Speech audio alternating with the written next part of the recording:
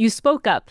After all, your therapist told you to. Markella suggested it. But halfway through, you could already see it's not going well.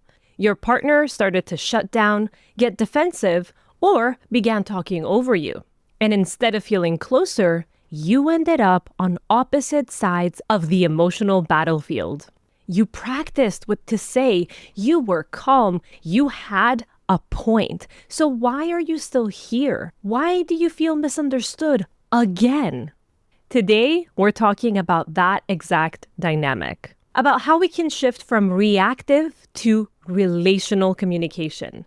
Because it's not just about saying the right words, it's about speaking from the right place inside of you. Hi there. If this is your first time here, welcome to the Parenthood and Relationship Podcast. I'm your host, Markella Kaplani, a psychologist, a parenthood and relationship coach, and a parent myself. Together, we explore the transformative journey of parenthood and its profound impact on our relationship with ourselves, our partners, and our children, so that we can be present and show up as we envision without having to do more. Let's get into today's episode. Welcome back to the Parenthood and Relationship Podcast. As a psychologist and as a relationship coach for parents, I am here to support those who want more than just surviving the day-to-day. Those of you who want to feel close again.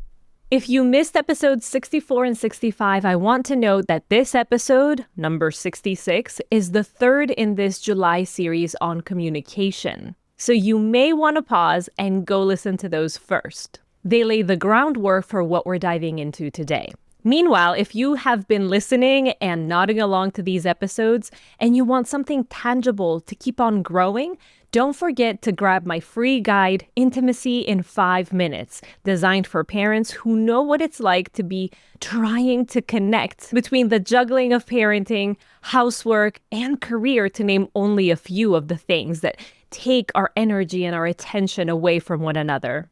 If you would like quick ways to make sure you're not losing touch, or even if you already feel a gap, this guide will positively surprise you. So go ahead, download it. It's linked in the show notes below. Once you do, you also sign up to my weekly love letter, the Sunday Reconnect. It's kind of like your weekly relationship warm-up.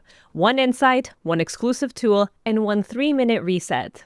So, with that said, let's get to the heart of this. Allow me to take you to a moment with a couple I worked with. We'll call them Alex and Nia. Alex brought up that he felt like everything in the house had become hers ever since the baby arrived. Her routines, her rules, her rhythms. He said it as gently as he could, trying to focus on how he felt left out. Nia, however, understandably, heard that he was calling her controlling and a bad partner. I mean, many of us would make this interpretation, right? So it's not a surprise that within minutes, her tone changed. She started cutting him off, and then obviously he got very defensive. 10 minutes in, they were arguing about who loaded the dishwasher last week. So what happened? Good question. What happened is that something old got triggered, something that wasn't fully processed. Her system went into protective mode. And that's not because she didn't love him, but because she didn't feel emotionally safe. And that is how we feel when we have unresolved issues between us. We may love each other, but the hurt hasn't left. And so we feel threatened. We don't necessarily feel safe. Reactive communication is when we speak from the hurt part, from the protector. And protectors, those parts of us that are there to guard us from pain, speak in one of 3 voices. They could blame, you always, blah, blah, blah.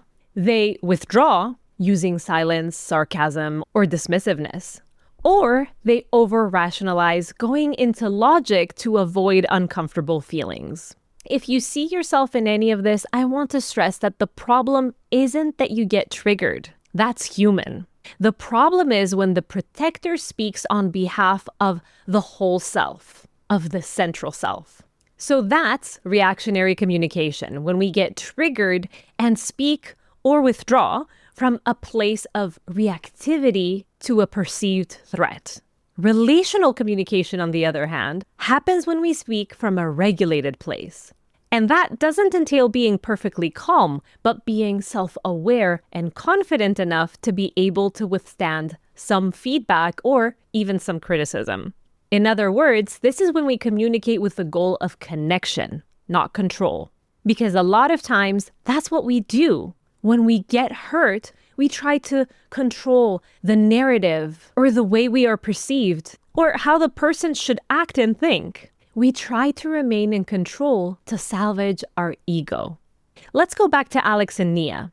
Imagine if after noticing the tension rise, Nia had said, "Wait, I feel myself going into defense mode. Let me slow down a second. Can you please say that part again? I want to hear it without reacting." Or what would have happened if Alex said, "I think I'm not explaining this well. What I'm trying to say is, I miss feeling like this is ours, not just yours to carry." Now we're in a whole different conversation. Relational communication is slower. It's softer. It's more curious. And yes, it often requires you to tolerate discomfort without fixing it instantly. Some signs you're communicating relationally are that you are saying fewer words, but more meaningful ones. You're checking in with your body while you speak. You're willing to pause, even mid-sentence. You're listening in for what the other person feels and not just what they say. So, how do we get there? Can we get there? There's a simple model I use with couples that I call trigger to truth. The first step is to notice the protector. Ask yourself, am I trying to connect with my partner or defend my ego? Step 2 is to name the need beneath. Under every reaction, there is something tender. Maybe you need appreciation or reassurance, or maybe you need to feel like a team. Step 3 is to share from the self, not from the part. Use language that reveals instead of attacks. For example, instead of saying, "You don't help," you could say, "I am feeling a little bit overwhelmed in the daily stuff." Finally, step 4 is to slow the cycle. If either of you starts speeding up or raising the tone of the conversation, pause. Physical pacing affects emotional tone. Think of it like playing catch versus dodgeball. In reactive communication, we're hurling emotional dodgeballs at each other. In relational communication, we are tossing a ball that we both want to keep in the air. It's not about avoiding conversations. It's about making them safe enough to actually have. Okay then, so how can we make this actionable? Here is your take-home practice. This week, pick a moment where you usually react. Maybe it's around chores or bedtime. Maybe you feel triggered when you feel dismissed. Before you speak, run this inner script. Is this my protector speaking? Or is this coming from my center, my core self? What do I really need right now? How can I share it more gently and honestly? And if you notice that you're already triggered, and that's a real valid concern, it can happen and it will, what you can do is to pause and say, "I want to have this conversation, but I feel I'm not able to do it well right now. Can we come back to it when I can be more present?" That sentence alone has saved more relationships than I can count. Good communication is about being articulate. If this episode gave you clarity or language you want to remember, share it with your partner. Or better yet, sit down together and download the guide I created, Intimacy in 5 Minutes.